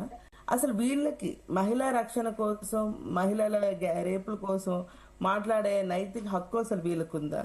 ఎందుకు వీళ్ళు రాజకీయ కక్ష చేస్తున్నది, వీళ్ళు ఏ విధంగా చేస్తున్నారు అన్నది ప్రతి ఒక్కరికి క్లియర్ గా తెలుస్తుంది ఈ రోజున. బండి సంజయ్ గారి అబ్బాయి కేసు మనం మాట్లాడుకుంటే అందులో ఎంతవరకు నిజం ఉంది, అబద్ధం ఉంది అనేది క్లియర్ గా మనకు తెలుసు. సో దాన్ని కూడా బీఆర్ఎస్ పార్టీ వాళ్ళు ఏ విధంగా దుష్ప్రచారం చేస్తున్నారు. ఎప్పుడైనా పొలిటికల్లో ఏదైనా అభివృద్ధి జరగకపోతే దాని గురించి మాట్లాడాలి తప్ప కానీ ఒక కుటుంబాన్ని రోడ్డు మీదకి లాగి పోస్టర్లు అంటించి మెట్రో ట్రైన్స్ లోకి పాంప్లెట్లు తీసుకెళ్లి ఆ అబ్బాయి మీకు తెలుసా, ఇట్లాంటి పనులు, ఇంత నీచ చిల్లర రాజకీయం ఎవరైనా చేశారా ఇంతవరకు? ఒక్క బీఆర్ఎస్ పార్టీ తప్ప. సో వీళ్ళ మీదకి వచ్చేసరికి దాన్ని ఏమో డైవర్షన్ చేస్తున్నారు అంటున్నారు. అంటే చట్టం తన పని చెయ్యొద్దా? అంటే కేటీఆర్ అసలు తప్పులు చేయలేదా? చాలా అన్ని మంచి పనులు చేశారా? అసలు ప్రజల సొమ్మని దోచుకోలేదా? ఎంత దుర్వినియోగం చేయకపోతే ఈయన శాఖలో మున్సిపల్ మినిస్టర్ గా ఉన్నప్పుడు ఈయన చేతిలో ఉంది కదా అని చెప్పి ప్రతిదీ కూడా వీళ్ళకి నచ్చినట్టు వీళ్ళు దోచుకున్నారు. ఇదే కాదు, మా దృష్టిలో ఇంకా చాలా బయటికి రావాలి. వీళ్ళు కాళేశ్వరం బయటికి రావాలి. ఇప్పుడు ఏదైతే ఈయన గ్రీన్ కో దగ్గర నుంచి డబ్బులు తీసుకున్నాడు, మరి ఈయన చెప్తున్నాడు, ఈ పెద్ద ఆయన చెప్తున్నాడు 31,000 మంది బయట నుంచి వచ్చారని. వాళ్ళకి మరి 40 కోట్లు వాళ్ళకి ఖర్చు అయినాయి అని చెప్తున్నారా వీళ్ళు? దేనికోసం చెప్తున్నారు అంటే ఎవరు పర్మిషన్ లేకుండా వీళ్ళు ఎట్లా డబ్బులు తీసుకుంటారు? సో ఇవన్నీ ఏంటంటే మనం చాలా వరకు మాట్లాడాలండి. వీళ్ళు మాట్లాడతారు, వాళ్ళ తప్పును వాళ్ళు కప్పిపుచ్చుకోవడానికి మాట్లాడతారు. ఏ విధంగా టూరిజం డెవలప్మెంట్ అయింది చెప్పండి? అసలు ఎన్ని వేల కోట్లు వచ్చేసినాయి చెప్పండి టూరిజంకి? అసలు వీళ్ళు మాట్లాడుతున్నారు కానీ వీళ్ళు 10 ఏళ్లలో వీళ్ళు ప్రజల డబ్బు దోచుకున్నారు తప్ప ప్రజలకి వీళ్ళు పనిచేసింది ఏదైనా ఉందా? నిరుద్యోగుల కోసం మాట్లాడతారు, వీళ్ళు ఏదో చేసేసామని. నిరుద్యోగులు వస్తే లాఠీలతో కొట్టి పంపించారు, వీళ్ళు అరెస్ట్ చేసిన చరిత్ర ఉంది వీళ్ళకి. వీళ్ళు రైతుల కోసం మాట్లాడుతున్నారు, రైతుల చేతులకి బేడీలు ఎవరేశారు? వీళ్ళు 10 ఏళ్ల కాలంలో వీళ్ళు కాదా వేసింది? వీళ్ళు దేనికి మాట్లాడుతున్నారండి అసలు? ఒకప్పుడు ప్రొక్యూర్మెంట్ సెంటర్స్ లేవు కాబట్టి ఆ సెంటర్స్ ఎప్పటికీ లేవు. ఈవెన్ కాంగ్రెస్ ప్రభుత్వం ఉన్నప్పుడు ఇప్పుడు ఈ పార్టీలో కూడా ప్రొక్యూర్మెంట్ సెంటర్స్ లేవు. 10 ఏళ్లలో వాళ్ళు ఉన్నప్పుడు కూడా ప్రొక్యూర్మెంట్ సెంటర్స్ లేవు. దానివల్ల ఈ రోజు రైతులు రోడ్డు మీదకి వచ్చి చనిపోతున్నారు. వాళ్ళు తెచ్చిన పంట తడిచిపోతే వాళ్ళకి ఆరడానికి తర్పాలు కానీ ఏ మినిమం ఫెసిలిటీస్ కూడా, తాగడానికి నీళ్లు వచ్చే మినిమం ఫెసిలిటీస్ లేవు. ఎక్కడ పడుకోవాలో తెలియదు, ఎక్కడ ఉండాలో తెలియదు. అలాంటి పరిస్థితి క్రియేట్ చేసింది ఎవరు అసలు? గత 10 ఏళ్లలో బీఆర్ఎస్ పార్టీ, ఇప్పుడు కంటిన్యూ చేస్తుంది కాంగ్రెస్ పార్టీ. వీళ్ళు ప్రజల సంక్షేమాల కోసం మాట్లాడతారు. అసలు ప్రజలు ఏ విధంగా వీళ్ళు ఉద్ధరించారు నాకైతే తెలియడం లేదు. అంత స్టాటిస్టిక్స్ వీళ్ళ దగ్గర ఏమున్నాయి మాకు తెలియట్లేదు. వీళ్ళు మా గురించి మాట్లాడే స్థాయి అస్సలు లేనే లేదు ఈ బీఆర్ఎస్ పార్టీకి. వీళ్ళు చేసే రాజకీయ కక్షలు, మనం చూస్తున్నామండి. గత చరిత్ర మనకుంది. ఎప్పుడైనా కూడా వీళ్ళు ఇప్పుడు మరి వాళ్ళు వాక్ బోర్డ్ చైర్మన్ కొడుకు, వాళ్ళ ఎమ్మెల్యే మనవడు కలిపి Jubilee Hills the minor gang rape case జరిగింది కదా. మరి ఆనాడు ఎవరైనా కూడా గోడల మీద ఇలా పోస్టర్స్ అంటించారా చెప్పండి? ఏ పార్టీ అయినా పోస్టర్స్ అంటించిందా? వీళ్ళ కల్చర్ ని క్రియేట్ చేశారు ఈ రోజున. మరి ఆ దిశ కేసు జరిగింది, మరి అప్పుడు వీళ్ళ గురించి ఎవరైనా మాట్లాడారా? మరి ఇప్పుడు ఎందుకు ఇవన్నీ మాట్లాడుతున్నారు? వీళ్ళు చేస్తుంది డైవర్షన్ పాలిటిక్స్, వీళ్ళు ఈ రోజు ప్రజల గురించి వీళ్ళు మాట్లాడుతున్నారు. నరసింహారెడ్డి చెప్పింది, లక్ష్మీ నరసింహారెడ్డి గారు చాలా క్లారిటీగా ఇచ్చారు. 50 కోట్లు మేమే చెల్లించామని ఒప్పుకుంటున్నాం, కాకపోతే పద్ధతి ప్రకారం జరిగింది, అసలు దాంట్లో ఎక్కడ అవినీతి జరగలేదని చెప్పేసి నరసింహారెడ్డి గారు చెప్తున్నారు. వాళ్ళు ఒప్పుకున్న నిజాన్ని ఆర్బీఐ అంగీకరిస్తే బాగుండేది. ఎలక్షన్ ఏది అప్పుడు ఎలక్షన్ కోడ్ ఉండే, అది chief election commission of India వాళ్ళు అంగీకరిస్తే బాగుండేది. అడ్డగోలుగా ఇట్లా పైసలు పంపించుకుంటా ఉంటే తెలంగాణ ప్రజలు అంగీకరించినా బాగుంటుంది. అంటే మనం చేసిన పనికి అంగీకారం ఉండాలి, అది రాజ్యాంగబద్ధమైనది, అంగీకారం ఉండాలి ప్రజల నుంచి. ఆయన చేసేది ఎట్లా ఉందంటే, ఏ సంస్థ నుంచి అయినా మేము డబ్బులు తీసేసుకుంటాం, దానికి మేము మాకు ఎట్లా కావాలంటే అట్లా మేము నివేదిక ఇచ్చేసుకుంటాం. అలాంటప్పుడు ఇంకా గవర్నమెంట్ ఎందుకండి, ఒక సిస్టమ్ ఎందుకండి? ఇంక వాళ్ళ కేటీఆర్ ఒక శాఖ ఉన్నాడు, కేసీఆర్ ఒక్క నిమిషం అవకాశం నాకు ఇచ్చారు. నాకు ఒక్క నిమిషం అన్న, మీరు మాట్లాడండి, మాట కూడా మాట్లాడలే మేడం. ఒక్క నిమిషం. అది మన ఇంట్లో బ్యాంక్ అకౌంట్ లోనే నాకు నచ్చినంత, అది కాదు అన్నవాడు నన్ను చెప్పండి, మా ఇంట్లో నాకు బ్యాంక్ అకౌంట్ ఉంటుంది, నాకు నచ్చింది నేను డ్రా చేసుకోవచ్చు. అట్లా ఉంది మీరు చెప్పింది. మీరు 10 ఏళ్ల కాలంలో ఏంటంటే మీకు నచ్చింది డ్రా చేసుకోవచ్చు. నేను ఏమంటున్నానంటే, ప్రభాకర్ గారు ఏదైతే చెప్తున్నారు, ఇప్పుడు బ్యాంక్ అకౌంట్ అని చెప్పి సొంతంగా మన సొంత డబ్బులు వాడుకున్నట్టు వాడుకుంటే కాదు కదా అని చెప్పి, ఇలా బీజేపీ ప్రభుత్వం ఏదైతే G20 సదస్సు జరిగింది కదా, దాంట్లో 990 కోట్ల రూపాయలు బడ్జెట్ లో కేటాయించారు దాని నిర్వహణ ఖర్చు కోసం. మరి 4400 కోట్లు ఎట్లా ఖర్చు పెట్టిరండి మీరు? 4400 కోట్లు ఏ రకంగా అంటే బడ్జెట్ లో ఏదైతే అనుకున్న దానికంటే 300% ఎక్కువ నిధులు కేటాయించి మీరు దుబారా ఖర్చు చేయలేదా? ఎందుకోసం చేసిరండి అది? అంటే దేనికోసం అయింది అది? లక్ష్మీనారాయణ గారు ఒక మాట, వీళ్ళు కేంద్ర ప్రభుత్వము గూగుల్, ఇన్స్టాగ్రామ్, ఫేస్బుక్, ఆ మెటా దానికి సంబంధించి వీళ్ళు ప్రచారం కోసం దాదాపు ఒక 150 కోట్లు ఖర్చు పెట్టిరు. వీళ్ళు ఎందుకోసం పెట్టారు? ఇలా మన దేశం యొక్క ఖ్యాతిని వివరించండి. ఆ విషయంలో ఇద్దరు అత్తే ఉన్నారు కానీ ఒక్క నిమిషం ప్రభా గారు మీరు ఒక్క నిమిషం మళ్ళీ మీతో మాట్లాడతారు. ఒక్క నిమిషం నా అవకాశాన్ని మీరు తీసుకోవద్దు. లక్ష్మీనరసింహారెడ్డి గారు అవకాశాన్ని మీరు తీసుకోవద్దు. ఒక్క నిమిషం లక్ష్మీనరసింహారెడ్డి గారు ప్లీజ్, మీరు నేను తర్వాత మీ దగ్గరికి వస్తాను. తెలంగాణలో బీఆర్ఎస్ హయాంలో మహిళలకు భద్రత లేదని మాట్లాడి మహిళల కోసం ప్రత్యేకంగా లక్ష్మీనరసింహారెడ్డి గారు మీరు ఒక్క నిమిషం ఆగండి. లక్ష్మీనరసింహారెడ్డి ప్లీజ్, మీరు ఒక్క నిమిషం ఆగండి. లక్ష్మీనరసింహారెడ్డి గారు షీ టీమ్స్ ను తయారు చేసింది కేసీఆర్ గారు. ఓకే ఓకే లక్ష్మీ నరసింహారెడ్డి చాలా బాగా నరసింహారెడ్డి గారు దయచేసి మీరు ఒక్క నిమిషం ఆగండి. వెంకట గారు, మీరు మాట్లాడండి. వారు ఆగితే నేను మాట్లాడతాను. లక్ష్మీ నరసింహారెడ్డి ప్లీజ్ మీరు ఒక్క నిమిషం ఆగండి. లక్ష్మీ మనం రెడ్డి గారు ఒక మాట ఏంటంటే మనం కొంచెం జనరలైజ్ గా మాట్లాడదాం, కాన్స్టిట్యూషన్ బేస్ మీద మాట్లాడదాం. రైట్ టు ఇన్ఫర్మేషన్ అనేది ఒక చట్టం ఉంటుంది. ఆ చట్టం ప్రకారం ఫర్ ఎగ్జాంపుల్ ఇప్పుడు గ్రామ పంచాయతీ మీరు యూనిట్ గా తీసుకోండి. ఆ చట్టం ప్రకారం మీరు ఒక అర్జీ పెట్టుకున్నారనుకోండి, నాకు ఇన్ఫర్మేషన్ కావాలని చెప్పి, అక్కడ ప్రతి రూపాయి ఇన్ఫర్మేషన్ ఇవ్వాల్సిందే. ఇచ్చిన దాంట్లో ఏదైనా లోపాలు జరిగితే అది 5,000 రూపాయలు అవినీతి జరిగినా 10,000 రూపాయలు అవినీతి జరిగినా కూడా అక్కడ సర్పంచ్ని కానీ లేకపోతే కార్యదర్శిని కానీ సస్పెండ్ చేసే అధికారం కలెక్టర్కి ఉంటుంది. సో ఒక 5,000 రూపాయలకి 10,000 రూపాయలకే ఇంత ట్రాన్స్పరెన్సీ వేలో ఆలోచించగలిగే కెపాసిటీని Congress government right to information act ద్వారా తెచ్చింది. ఆ రోజు తెచ్చిన దానికి కారణం ఒకటే, ప్రభుత్వంలో ఉన్న పైసలు అది ప్రజల సొమ్ము కాబట్టి దానికి జవాబుదారీగా బాధ్యతగా మనం ఉండాలి కాబట్టి అనే కోణాన్ని తీసుకొచ్చిన తర్వాత మేము ఇచ్చినామని చెప్పి మీరు గొప్పగా చెప్పుకుంటున్నప్పుడు ఇవన్నీ అంశాలను ఎందుకు పరిగణలోకి తీసుకోలేదు? మా డౌట్ ఒకటే, ఇదొక్కటేనా? మిగతా ఏ వ్యవహారంలోనైనా మీరు అట్లే ప్రవర్తించారా? అంటే జనాల సొమ్ముకి మీరు ఏది కస్టోడియన్గా ఉండాల్సిన మీరు జనాల సొమ్మును దారదత్తం చేయొచ్చా? ఇంకో విషయం చెప్తున్నా, హెచ్ఎండిఏకి చైర్మన్ ఎవరు ఉంటారంటే వీళ్ళు ఉంటారా? కేటీఆర్ గారు ఉంటారు. కేటీఆర్ గారు కాదు కదా హెచ్ఎండిఏ చైర్మన్. ఎవరండి? ముఖ్యమంత్రి గారు ఉంటారు హెచ్ఎండిఏ చైర్మన్. ఆ శాఖలో పోయి ఏది పెత్తనం చెలాయించే రైట్ ఎవరు ఇచ్చారండి? ఇది కూడా మాట్లాడాల్సిన అవసరం ఉంది కదా. ఆ శాఖ కేటీఆర్ గారిదా? ఒక్క నిమిషం లక్ష్మీనరసింహారెడ్డి గారు, ఒక్క నిమిషం. నా వాస్తవాలు మీకు ఎట్లయినా అనిపించవచ్చు కాక మీరు ఒప్పుకోవాల్సిన అవసరం ఏముందంటే, ఎలక్షన్ ఏది కోడ్ ఉన్నప్పుడు ఆర్బీఐ నామ్స్కి వ్యతిరేకంగా, ఆర్థిక శాఖకు విరుద్ధంగా, సెక్రటేరియట్ బిజినెస్ రూల్స్కి విరుద్ధంగా ఎప్పుడైతే మీరు పైసల్ని వేరే దేశాలు పంపించారో అప్పుడే ఇక్కడున్న జనాల సొమ్ముకి రక్షణ లేకుండా పోయింది. దాని గురించి ఏది మీరు సూతాయించాలి, మాట్లాడాలి. ఏం బిక్కుంటారో పీక్కోండి, ఏం చేసుకుంటారో చేసుకోండి. ఈ లొట్ట పీసు కేసు నన్ను ఏమైనా బీకేది ఉందా అంటే, ప్రజల సొమ్ముని మీరు అడ్డగోలుగా అడ్డదారి పట్టించినప్పుడు ఏం బిక్కుంటారని బిక్కోండి అంటే ఎవరిని అంటుంది ఈ మాట? ప్రజలు అంటున్నట్టే కదా. అది తెలంగాణ ప్రజల సొమ్ము కదా. రాజకీయంగా మేమేం బిక్కుంటామండి? ఆల్రెడీ మిమ్మల్ని ఫామ్ హౌస్ పరిమితం చేసినాం. మాకు మీకు వ్యక్తిగత కక్షలే ఉంటాయి. రాజకీయంగా మిమ్మల్ని ఫామ్ హౌస్కు పరిమితం చేసిన తర్వాత ఈ ప్రజాప్రభుత్వాన్ని ప్రజలు తెచ్చుకున్న తర్వాత ప్రజలకు మేము జవాబుదారుగా ఉన్నాం. ప్రతి రూపాయికి కస్టోడియన్గా ఉన్నాం. ఒక మధ్యతరగతి కుటుంబం ఎట్లా నడుస్తుందో ఈ రాష్ట్రం అట్లా నడిపిస్తున్నాం. సంపన్నమైన కుటుంబానికి ఏది లాంఛనాలకు అనవసరమైన ఖర్చులకు పోయి మీరు దాన్ని ఏది ఆర్థిక కూపంలోకి, ఆర్థిక విధ్వంసంలోకి నెట్టేసిరు. అయినా సరే రూపాయి గల్లా గురిగిలో కూడబెట్టుకుని మరి ఈ సంక్షేమం కోసం, అభివృద్ధి కోసం మేము ఖర్చు చేస్తున్నాం.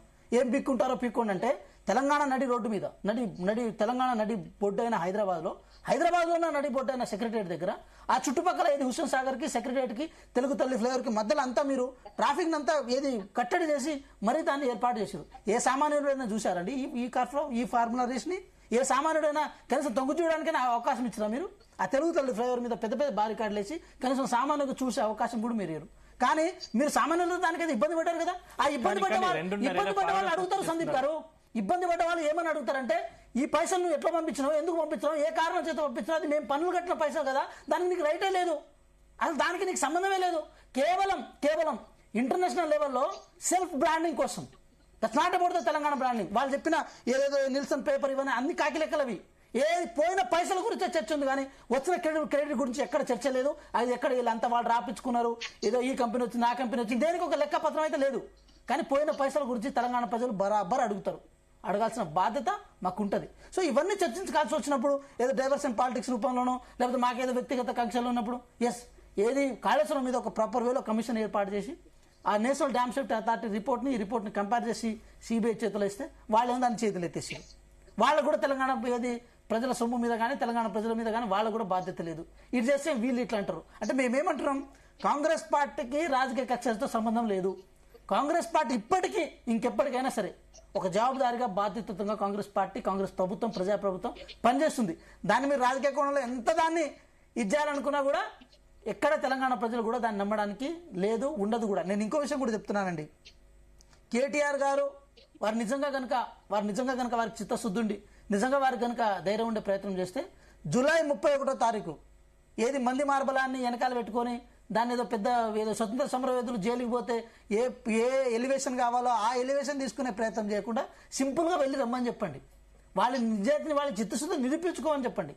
అలా చేయాలి తప్ప ఆ రోజు ఇక 2-3 రోజులు అదే చర్చ, హడావిడి, కెమెరాలు, మైకులు ముందు ఇక ఎట్లా పడితే అట్లా మాట్లాడు అంటే మీ మీద నిరాపణ జరిగితే కూడా దాన్ని రాజకీయంగా మీరు అవకాశం తీసుకునే పరిస్థితి తెలంగాణ మీరు తీసుకొచ్చారంటే ఒకసారి మీరు కూడా ఆత్మవిమర్శ చేసుకోవాలి ఈ విషయం మీద. అంటే మీరు 2.5 పాలన పూర్తి చేసుకున్నారు, ఇప్పుడు దాదాపు ఇప్పటికీ మీరు అనుకుంటే ఆ కేసుని ఇప్పటికీ దాన్ని కరెక్ట్ చేయొచ్చు, కాకపోతే ఇప్పటికీ మీరు దాన్ని పట్టించుకోలేదు అనే విమర్శ కూడా ఉంది కదా సార్. ఒకటి ఏంటంటే న్యాయ వ్యవస్థ, ప్రభుత్వం, అదేవిధంగా ఎగ్జిక్యూషన్ ఏదైతే మనం పోలీస్ వ్యవస్థ ఇదంతా దాని ఇన్వాల్వ్ అయి ఉంటారు, ఇవన్నీ కలిసి పనిచేస్తేనే ఒక విషయాన్ని బయట పెట్టాల్సిన అవసరం ఉంది. ఒక ప్రభుత్వంగా మేము స్టార్టింగ్లో ఒకటే అనుకున్నాం, ఏదో వ్యక్తిగతంగా కక్షగా దీన్ని తీసుకెళ్లి రాజకీయంగా వాళ్ళని ఇబ్బంది పెట్టే కనుక ప్రయత్నం చేస్తే నన్ను మీరు ఇబ్బంది పెట్టండి, మిమ్మల్ని నేను ఇబ్బంది పెడతా అంటే మాత్రం అది ఎట్టి పరిస్థితుల్లో తెలంగాణ ప్రజలు దాన్ని ఆస్వాదించరు, దాన్ని ఆహ్వానించరు. ఎందుకంటే తెలంగాణ చైతన్యవంతమైన రాష్ట్రం కాబట్టి రాజ్యాంగబద్ధంగా ఏదైతే వ్యవస్థలు ఉన్నాయో ఆ వ్యవస్థని ముందు పెట్టి మాత్రమే వాళ్ళని వాళ్ళ ఉన్న లోపాలను కానీ వాళ్ళు చేసిన తప్పులను కానీ తీసుకురావాలని ఈ ప్రభుత్వం అనుకున్నది. అంతే తప్ప మాకు వ్యక్తిగత కక్షలు లేవండి. సో అది కనుక నిరూపణ కనుక అయితే మాత్రం 100% వాళ్ళకు పడాల్సిన శిక్షలు వాళ్ళు పడుతుంటుంది. అది మీరు చూడండి, కాళేశ్వరం విషయంలో కానీ, లేకపోతే విద్యుత్ విషయంలో కానీ, లేకపోతే ఫోన్ ట్యాపింగ్ విషయంలో కానీ, ఈ ఫార్ములా రేస్ విషయంలో కానీ, ఈ అన్ని వ్యవహారాలని ప్రాపర్ వేలో ఆధారాలు తీసుకున్న తర్వాత దాన్ని చేసుకున్నారు. ఫోన్ ట్యాపింగ్ విషయాన్ని కూడా వాళ్ళు లేవనెత్తే ప్రయత్నం చేశారు. తప్పులే చేయనప్పుడు ఎక్కడో నాగోలు బ్రిడ్జ్ కింద అవన్నీ సీడీలు అవన్నీ పెన్ డ్రైవ్లు ఎందుకు కాలబెట్టరో చెప్పాలి, వికారాబాద్ అడుగులో ఎందుకు కాలిపోయినా చెప్పాలి. సడన్ గా ఇంటెలిజెన్స్ అనేది ఈ రాష్ట్రంలో జరుగుతున్న లా అండ్ ఆర్డర్ ఇష్యూస్ ని బేస్ చేసుకుని అక్కడ ముఖ్యమంత్రి గారి దగ్గర చెప్పాలి. కానీ మీరు వ్యక్తిగత అవసరాల కోసం మీరు డబ్బులు వసూలు చేసుకోవడం కోసం చేసుకున్నారని చెప్పి అవన్నీ అభియోగాలు ఉన్నాయి. దాని మీద నిజ నిరూపణ అన్ని బయటకు వస్తుంది. ఈ రోజు ఏ ఆర్ఎస్ ప్రవీణ్ కుమార్ గారు అయితే వాళ్ళ పార్టీలో జనరల్ సెక్రటరీ గా ఉన్నారు, అదే ఆర్ఎస్ ప్రవీణ్ కుమార్ గారు ఆ రోజు చెప్పారు కదా, నా ఫోన్ ట్యాప్ అయింది, వీళ్ళు ట్యాప్ చేస్తారు, వీళ్ళు దొంగలని చెప్పారు. అక్కడ పోయిన తర్వాత నీ ఫోన్ ట్యాప్ కాలేదా అంటే ఒక విషయం ఆయనే ఆర్ఎస్ ప్రవీణ్ కుమార్ గారినే మేము మాట్లాడండి. వెంకట్ గారు ఎంతసేపు మాట్లాడినా ఇప్పుడు భజన పనులు ఎట్లా మాట్లాడతారండి? తెలంగాణ ప్రజల తరపున మాట్లాడితే మేము భజన పనులు కానీ అవినీతిని అన్యాయాన్ని కప్పిపుచ్చుకుంటే మాత్రం మీరేమో ప్రజాస్వామ్యవాదులు. మీరు ఆ ముద్ర మీరు వేసుకోకండి. మీరు నన్ను ఆ మాట అనొద్దు. నేను భజన పనులు ఎందుకైతే వాస్తవాలు మాట్లాడితే మీరు మాట్లాడినప్పుడు నేను మాట్లాడలేదు. మరి ఆ మాట స్టేట్మెంట్ ఎట్లా ఇస్తారు? నేను ఏమంటున్నానంటే ఇవాళ మీరు మాట్లాడుతున్నారు, వీళ్ళకు ఏదైతే డబ్బులు కట్టిరో 55 కోట్ల రూపాయలు అనేది హోస్ట్ సిటీ ఫీజు, అది దానికి చెల్లించినటువంటి ఫీజు గురించి, వీళ్ళకు ఫీజుకు విరాళానికి వీళ్ళకు అక్కడ జరిగినటువంటి ఖర్చుకు తేడా తెలియకపోతే ఎవరు ఏం చేస్తారండి? వీళ్ళు ఎంతసేపు దానకిషోర్ గారు అడగండి, వారెందుకు వెంకట్ గారు నేను ఏమంటారు, మీరు మాట్లాడినప్పుడు నేను మాట్లాడలేదు. మాట్లాడండి నరసింహారెడ్డి గారు, మీరు మాట్లాడండి. నేను ఏమంటున్నా అంటే వీళ్ళు ఎంతసేపు ఉన్నా కానీ వాళ్ళ తప్పులను కప్పిపుచ్చుకోనికే, అదే విధంగా అబద్ధ ప్రచారాలను కొనసాగేయనికే మార్గం సుగమం చేసుకుంటా రోజు ఒక కొత్త డ్రామాతో వస్తున్నారు. కానీ వీళ్ళు వాస్తవం మాట్లాడితే బాగుంటది కదా. వాస్తవం ఏమన్నా నిజం మాట్లాడుతున్నారా? వీళ్ళ నాయకులు, కాంగ్రెస్ నాయకులు కోట్ల రూపాయలు ప్రభుత్వం నుంచి డబ్బులు చెల్లించలేదా అండి? మీరు ఏదైతే బ్రిటిష్ డేటా అనలిటికల్ సంస్థ ఉంది కదా మీది, కేంబ్రిడ్జ్ సంస్థ, దాదాపు 500 కోట్ల రూపాయలు రాహుల్ గాంధీ గారి కోసం మీరు చెల్లించలేదా అండి? అది విరాళం, అదేంటి మీరు ఫీజు కాదు, అది మీరు అనలైజేషన్ కోసం మీరు చెల్లించినటువంటి ఫీజు అది. మరి అది ప్రభుత్వం ఖజానాలకు వెళ్ళి ఎట్లా చెల్లించారండి? నిన్న మన ముఖ్యమంత్రి రేవంత్ రెడ్డి గారు అమెరికా పోయి చదువుకొని వచ్చిండు, ప్రభుత్వంకి వెళ్ళి డబ్బులు చెల్లించారు. ఏం చదువుకొని వచ్చిండు? ఆ చదువుకొని వచ్చిన దాంతో ఇక్కడ ఏం ఉపయోగం అయింది? దావోస్ పోయిరు, 100 కోట్ల రూపాయలు ఖర్చు పెట్టారు. దావోస్ పోయి రూపాయి పెట్టుబడి రాలే. ఈడ ఏంటంటే ఉట్టిగానే కాగితాల మీద వీళ్ళ లేదు, కాకి లెక్కలుగా. నేనేమంటున్నానంటే ఇవాళ నేను చెప్పింది గణాంకాలతో చెప్తున్నా, మీరు కావాలంటే వెరిఫై చేసుకోండి. నీల్సన్ స్పోర్ట్స్ అనాలిసిస్ అనేది ఒక అంతర్జాతీయ స్థాయిలో నివేదిక ఇచ్చేటువంటి సంస్థ. వాళ్ళు ఇచ్చారండి 700 కోట్ల రూపాయల ఆదాయం సమకూరింది తెలంగాణకు అని చెప్పి. 55 కోట్లు అనేది తీసుకొని జేబులో పెట్టుకున్నామా మేము? 55 కోట్ల రూపాయలు అనేది వాళ్ళు ఫీజు చెల్లించకపోతే అది రిటర్న్ పోతుంది. మన హైదరాబాద్ బ్రాండ్ ఏదైతే ఉందో అంతర్జాతీయ స్థాయిలో తగ్గిపోతుంది అనేటువంటి ఉద్దేశంతో ఫీజు కట్టిరు. అది మేము ఒప్పుకుంటున్నాం కదా, ఫీజు కట్టినామనే ఒప్పుకుంటున్నాము. మేమేమైనా దాచుకున్నామా, జేబులో పెట్టుకున్నామా, లేకపోతే బస్సులో పెట్టుకుని ఇంటికి పోయినామా? ఫీజు 55 కోట్లు, ఇవ్వాల్సింది 500 కోట్లు. దాన్ని ఆపినాం మేము. ఇవ్వాల్సింది 500 కోట్లు వాళ్ళు ఇవ్వడానికి రెడీగా ఉన్నారు, దాన్ని ఆపినాం కదా. ఇంకా అది కూడా బీజేపీ పార్టీ లోపాయికారి ఒప్పందం చేసుకొని ఒక మహిళ ఒక అమ్మాయి జీవితాన్ని నాశనం చేస్తున్నారు. ఇలా రెండు మహిళల గురించి మాట్లాడడం అయితే హక్కు లేదు. మీరు దాని గురించి మాట్లాడలేదు అసలు. ప్రభాకర్ మీరు మాట్లాడతండి. మీరు ఉన్నప్పుడు దిశ ఇష్యూ 2019లో మీరు ప్రభాకర్ నెక్స్ట్ మీ దగ్గరకు వస్తాం. తెలంగాణలో మహిళల దిశ ఇష్యూ ఏం చేశారు చెప్పండి. మరి తెలంగాణలో నేను అడుగుతున్నది మైనర్ గ్యాంగ్ రేప్ ఏం చేశారు? ప్రభాకర్ నేను నెక్స్ట్ మళ్ళీ మీతో మాట్లాడతాను. ప్రభాకర్ నెక్స్ట్ మీ దగ్గరికి వస్తాను. అభిప్ గారు, తెలంగాణలో మహిళల భద్రత కోసము షీ టీమ్స్ ని ఏర్పాటు చేసింది కేసీఆర్. ఆ షీ టీమ్స్ ని బెస్ట్ ప్రాక్టీసెస్ గా ఈ షీ టీమ్స్ వ్యవస్థ చాలా బాగుంది అని చెప్పి ఇవాళ దేశవ్యాప్తంగా అన్ని రాష్ట్రాలలో అమలు చేస్తున్నటువంటి పరిస్థితి మీకు తెలియదా? కేంద్ర ప్రభుత్వం మీకు కితాబ్ ఇచ్చిందండి, బ్రహ్మాండంగా చేస్తున్నారు కేసీఆర్ గారు షీ టీమ్స్ వ్యవస్థతోటి. ఇవాళ మహిళా లోకం చాలా మహిళా లోకానికి భద్రత కల్పిస్తుంది షీ టీమ్స్ అని చెప్పి మీ బీజేపీ పార్టీ చెప్పింది కదా, అదేమన్నా అవాస్తవమా? ఇవాళ కాంగ్రెస్ రాష్ట్రంలో ఏం నడుస్తుందండి?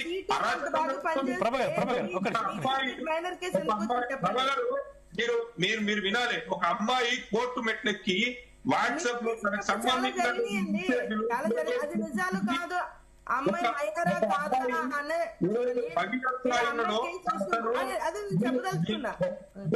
అనే చెప్పండి మేడం. నేనేమంటున్నానంటే, ఒక అమ్మాయి పోలీస్ స్టేషన్ మెట్లెక్కి నాకు అన్యాయం జరిగింది, నన్ను కాపాడండి అని చెప్పి పోలీస్ స్టేషన్ మెట్లెక్కితే ఇవాళ బీజేపీ కాంగ్రెస్ లోపాయికారి ఒప్పందం చేసుకొని ఒక అమ్మాయి జీవితాన్ని నాశనం చేస్తున్నండి. మీరు ఒక నేరస్తుని కాపాడుతున్నటువంటి పరిస్థితి తెలంగాణ సమాజం మొత్తం చూస్తా ఉన్నది. మనం తలదించుకునే పరిస్థితి, తెలంగాణ మొత్తం తలదించుకునేటువంటి పరిస్థితికి వచ్చింది. ఇలా నేషనల్ మీడియా కోడై కూస్తుంది. హైదరాబాద్ లో ఏదైతే తెలంగాణలో ఈ ఘటన జరిగింది, కాంగ్రెస్ పార్టీ అదే విధంగా బీజేపీ పార్టీ రెండు ఒకటై భగీరథ స్థాయిని రక్షిస్తున్నారు అని చెప్పి చెప్తున్నారు. ఇలా మహిళా లోకం మొత్తము డిమాండ్ చేస్తున్నారు. ఎవరు ఆ స్థాయిని ఆ పిల్లగాని టీఆర్ఎస్ పార్టీ మహిళలు అక్కడే డిమాండ్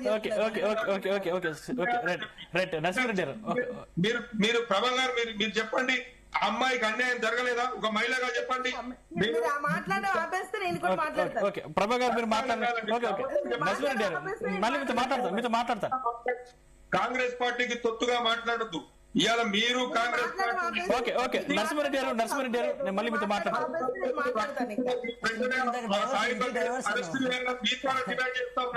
అంటే ఇది ఈ ఫార్మ్ కేసు ప్రభాకర్ గారు మీరు మాట్లాడండి.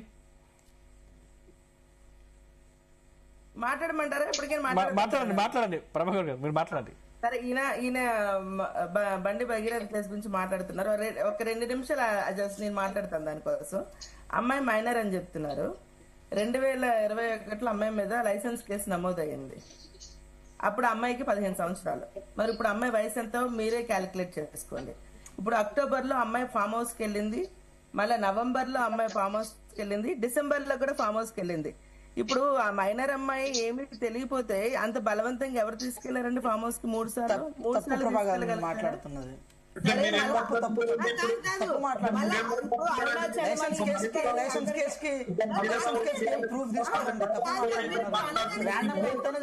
ఇప్పుడు భగీరథ టాపిక్ వద్దు. మనం ఈ కార్ రేస్ గురించి మాట్లాడుతున్నాం.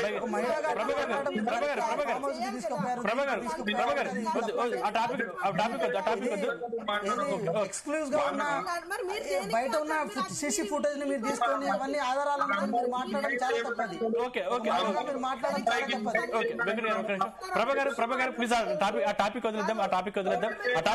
మనం కేవలం ఈ కార్ రేసు గురించి సంబంధించి మాట్లాడుకుందాం. ఆయన మాట్లాడకుండా ఆయన ఇవన్నీ మాట్లాడి మేము డిఫెండ్ చేసుకోవద్దా? చెప్పండి, నిజంగా తప్పు జరిగితే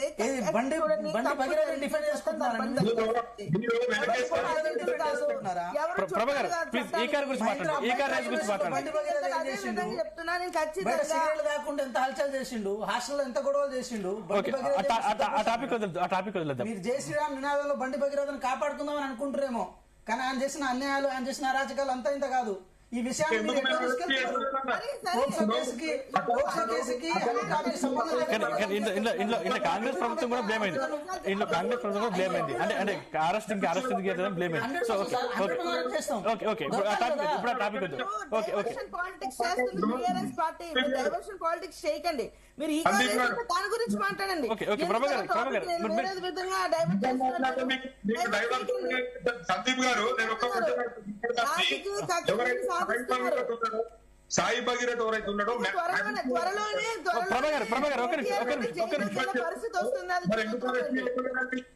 తారీఖు నాడు పిటిషన్ ఇస్తే ఇలా 15 తారీఖు 7 రోజులు అవుతుందండి. హ్యాబిచువల్ అఫెండర్ ని ఎందుకు అరెస్ట్ చేస్తలేదు? వాళ్ళకున్న అధికారాన్ని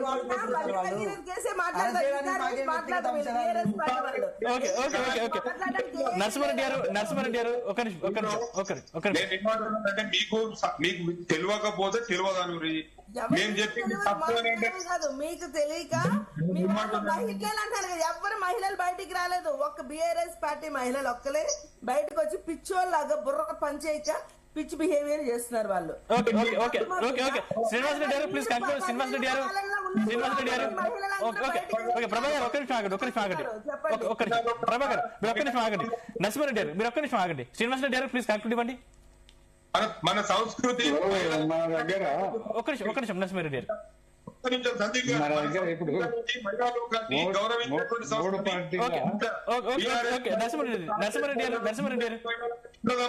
అందరూ సమానమే. ఓకే ఓకే ఓకే మళ్ళీ మీతో మాట్లాడు. మీ దగ్గర అందరి దగ్గర కంక్లూడ్ తీసుకుంటారు.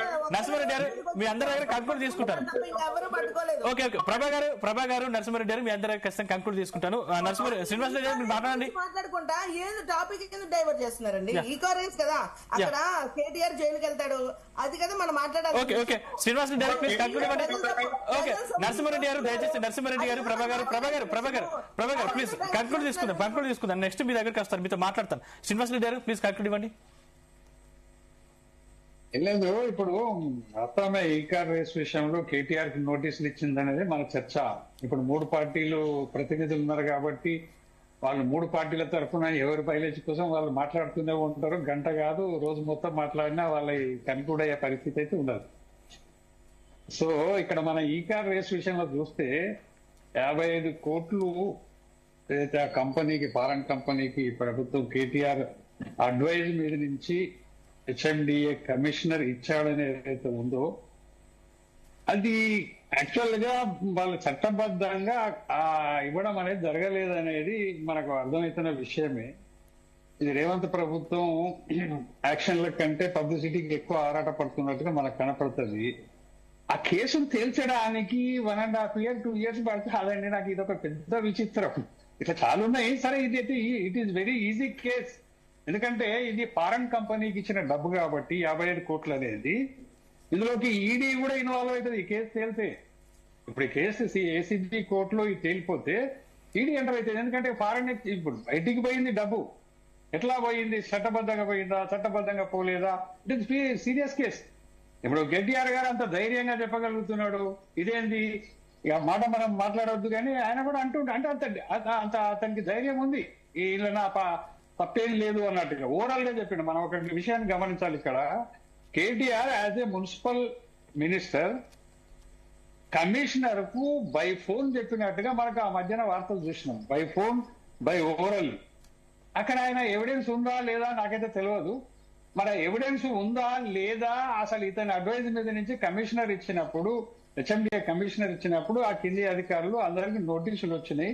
రేపు ఏసీబీ కోర్టులో ఏం తేలుతుంది అనేది వీళ్ళు విచారణకు అటెండ్ అవుతారు, అదే ఫైనల్ అని మనం అనుకోవాల్సిన అవసరం లేదు. ఇటువంటివి చాలా జరుగుతూ ఉంటాయి. అది ఎప్పటికీ కన్క్లూడ్ అవుతుంది అనేది రేవంత్ ప్రభుత్వానికి తెలుసా లేదా, ఏసీబీ కోర్టు మీదనే, ఏసీబీ మీదనే డిపెండ్ అయింది ఈ ప్రభుత్వమా, లేకపోతే ప్రభుత్వం ఏసీబీని నడిపేయగలుగుతుందా? ప్రభుత్వం చెప్తేనే ఏసీబీ కేసు బుక్ చేసింది కాబట్టి డెఫినెట్లీ ప్రభుత్వానికి అన్ని విషయాలు తెలిసే ఉంటాయి.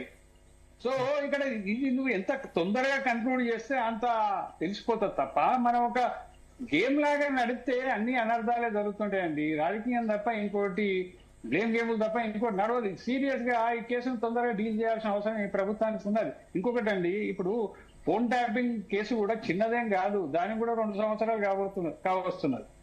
ఇప్పుడు దాని మీద కూడా దర్యాప్తు జరిగిందని చెప్తున్నాం. అసలు దాని మీద ఏంది ఫైనల్ రిపోర్ట్ ఇంతవరకు లేదు. కేంద్రం కూడా ఇన్వాల్వ్ కావాల్సిన కేసు అది. ఎందుకనంటే ఇది నేషన్ సెక్యూరిటీకి సంబంధించిన విషయం. కేసీఆర్ ప్రభుత్వం తన రాజకీయం కోసం, తన రాజకీయ విస్తరణ కోసం అది మన ఫోన్ ట్యాపింగ్ వాడవచ్చు, వాడిండని మనకు చాలా విషయాలు చెప్తున్నాయి.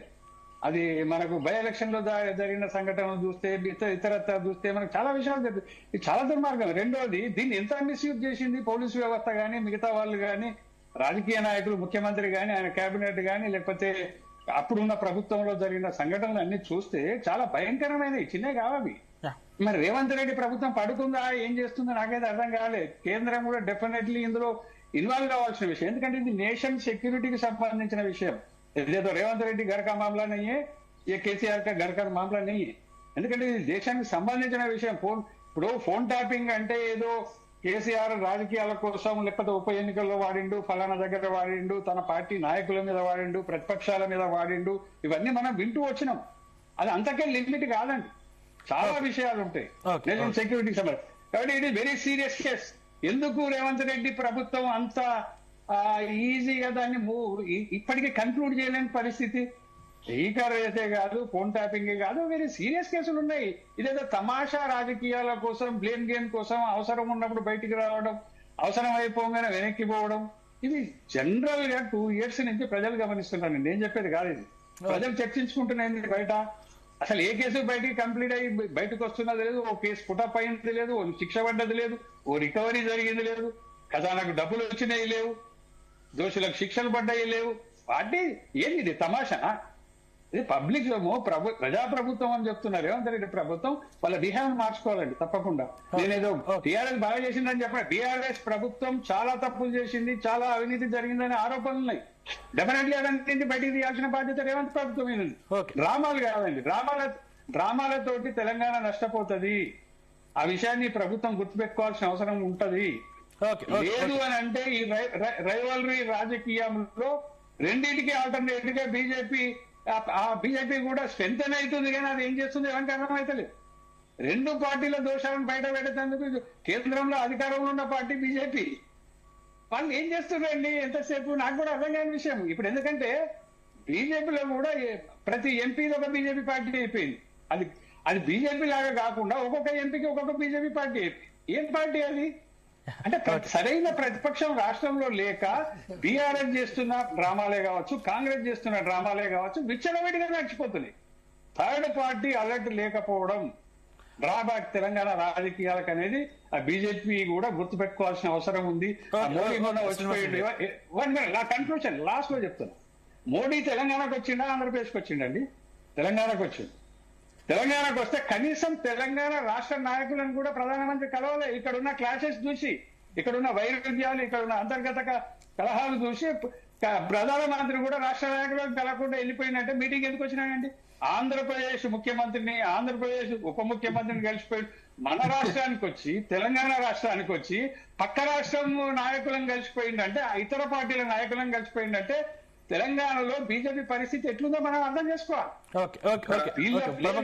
వీళ్ళ వల్లనే బీజేపీ అలర్ట్ గా లేకపోతే బీఆర్ఎస్ కాంగ్రెస్ పొలిటికల్ డ్రామాలు ఇంకా 5 సంవత్సరాలు కూడా నడుస్తాయని బీజేపీ గుర్తుపెట్టుకోవాలి. సందీప్ గారు, తెలంగాణలో నడుస్తున్నది ఏంటి అని అంటే కాంగ్రెస్ ప్రభుత్వం కాదు ఇవాళ. తెలంగాణలో నడుస్తుంది భారతీయ జనతా సైకిల్ కాంగ్రెస్ ప్రభుత్వం నడుస్తున్నది ఇవాళ. రాష్ట్రారెడ్డి గారు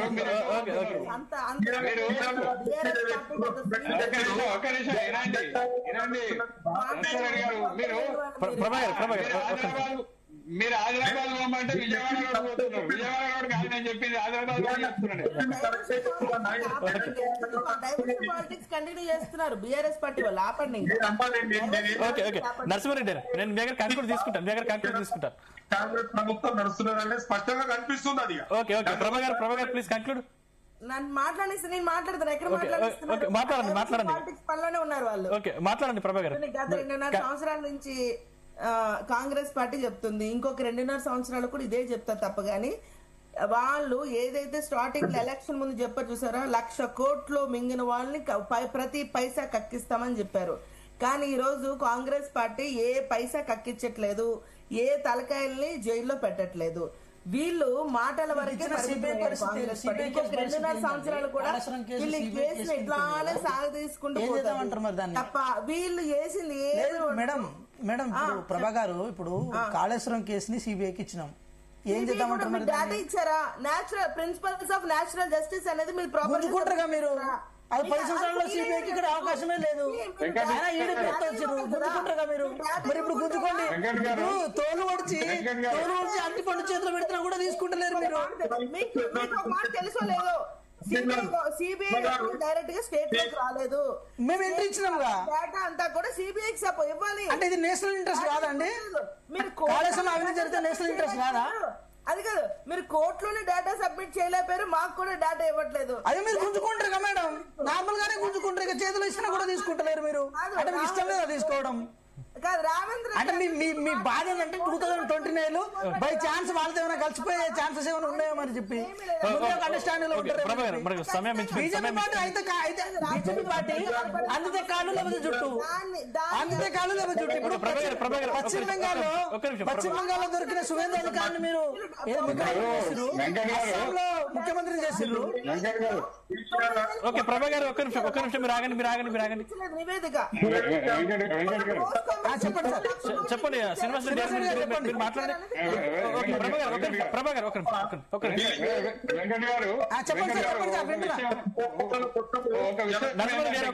అర్థం చేసుకోవాల్సింది ఒకటి విషయం ఏంటంటే, చాలా మంది ఇప్పుడు కాంగ్రెస్ ప్రభుత్వం కూడా కొంత డైవర్ట్ చేసింది. కాళేశ్వరం మీద దర్యాప్తు చేసినాం, కేంద్ర సిబిఐకి ఇచ్చినాం అనేది. అది తప్పండి. ఒక విషయం మనం అర్థం చేసుకోవాల్సింది ఏంటంటే, కాళేశ్వరం మీద దర్యాప్తు జరగలే, ఓన్లీ మేడిగడ్డ పిల్లర్ల మీద మాత్రమే జరిగింది. అది కూడా టెక్నికల్ ఇష్యూస్ మీద జరిగింది, అవినీతి మీద జరగలేదు. కాళేశ్వరం ప్రాజెక్టు అవినీతి మీద దర్యాప్తు జరగలేదు. ఈ విషయాన్ని మనం గమనించాలి. రెండోది, జరిగిందల్లా మేడిగడ్డ పిల్లర్ల మీద జరిగింది. అది సిబిఐకి ఇచ్చింది అంతే తప్ప అదేదో అవినీతి మీద రేవంత్ ప్రభుత్వం అసలు దర్యాప్తు జరగలేదండి. ఆ బేస్ మీద విచారణ చేపట్టమని చెప్తున్నాము. ఎవరు విచారణ నువ్వెందుకు చేయవు? సార్ ఇప్పుడు సిబిఐ ఉంది, విచారణ చేపట్టడానికే కదా. మరి ఒక్క నిమిషం, దర్యాప్తు నువ్వు సిబిఐ మన మేడిగడ్డ మీద ఎందుకు చేసినావు? మేడిగడ్డ మీద చేసినప్పుడు నువ్వు కంప్లీట్ కరప్షన్ మీద ఎందుకు చేయవు? ఓన్లీ మేడిగడ్డ మీద సిబిఐకి అట్లా కాదండి. శ్రీనివాస్ రెడ్డి గారు ఒక మాట, సిబిఐ గారు ఎలా ఉండదా? సిబిఐ గారు రైట్ ఎలా ఉండదా? చాలా విషయాలు చేసింది కదా. దర్యాప్తు చేసి సిబిఐకి ఎందుకు ఇచ్చినావు? ఇప్పుడు నువ్వు మేడిగడ్డ మీద చేసినప్పుడు మిగతా ప్రాజెక్టు మీద ఎందుకు చేయవు? అంతే. ఇంకొకటి, ఆన్ రైటింగ్ లో వినండి, ఆన్ రైటింగ్ లో నిజంగానే రేవంత్ ప్రభుత్వానికి చిత్తశుద్ధి ఉంటే కాళేశ్వరం జరిగిన టెక్నికల్ ఫాల్ట్సే కావచ్చు, సాంకేతికమైనది కావచ్చు, అవినీతికి సంబంధించింది కావచ్చు, లోన్ల విషయం కావచ్చు, వీటన్నిటి మీద హోల్ అండ్ సోల్ క్యాబినెట్ లో పాస్ చేసి సిబిఐకి లెటర్ రాయండి. అది చేయకుండా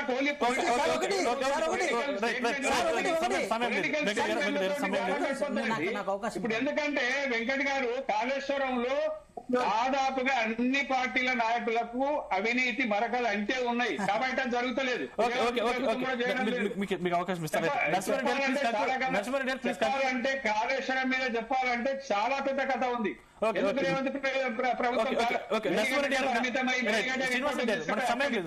మేమేదో సిబిఐకి ఇచ్చినామని చెప్పడం ఏంటండి? పక్షాబద్ధాలు. నేనేమంటారు, ఒక్క నిమిషం. మేడిగడ్డ కూలింది, టెక్నికల్ ఎర్రర్స్ వల్ల కూలింది, నేషనల్ డ్యామ్